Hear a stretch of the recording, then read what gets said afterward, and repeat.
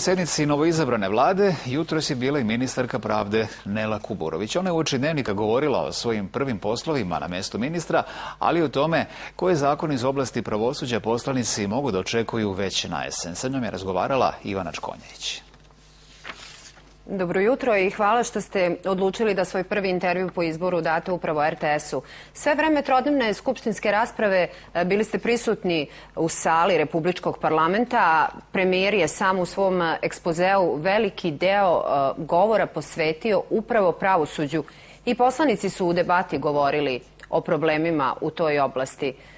Pa šta je vaš zaključak? Koji će biti prvi vaš posao u pravosuđu? Dobro jutro vama i vašim gledalcima. Naravno, pažljivo sam pratila kako samo izlaganje premijera tokom predstavljanja programa, tako i naredna 2 dana prilikom rasprave koja je bila duga i teška i vodila računa o onome što priča kada je u pitanju pravosuđe u Republici Srbiji. Tu ima više aktivnosti koje nas čekaju i sa kojima moramo nastaviti, ali i brojne nove aktivnosti koje moramo da sprovodimo u što kraćem roku.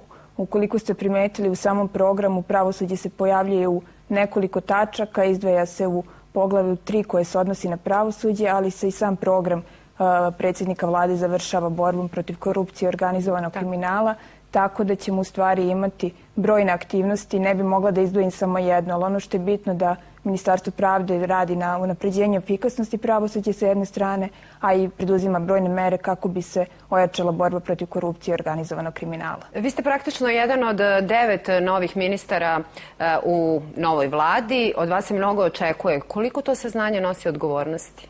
Pa pre svega je čast biti u timu predsjednika vlade Aleksandra Vučića i nadam se da će pre svega uspjeti da opravdam veliko poverenje koje mi je dato, ali u svakom slučaju je i velika odgovornost s obzirom na brojne poslove koji nas očekuju i koji su pred nama, kako u vrlo kratkom periodu, tako i u onom periodu koji je zacrtan za 4-godišnji mandat ove vlade. Možda već prvi izazovi oko poglavlja 23. Šta će biti vaši prvi poslovi u vezi sa tim? Pa Ministarstvo pravde će da kontinuirano nastavi svoje aktivnosti koje je do sada obavljalo kada je u pitanju poglavlje 23.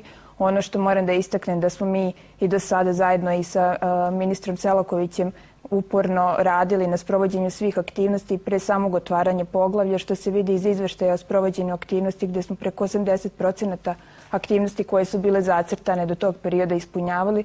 Nadamo se da ćemo nastaviti istim tempom, odnosno da pokušamo da u planiranim rokovima ispunjavamo sve aktivnosti koje su zacrtane. Zakon o poreklu imovine? Jedan od bitnih zakona koji nas očekuje, kao što i sam predsjednik vlade najavio, do kraja godine nas očekuje usvajanje jednog potpuno novog zakona koji će na jedan drugačiji način da reguliše vrlo osetljivu oblast, tako da se nadam u što skorije vreme da ćemo i na javnu raspravu da izađemo sa zakonom o poreklu imovine. Najavljene su i nove mere još drastičnije u borbi protiv korupcije. Šta to znači?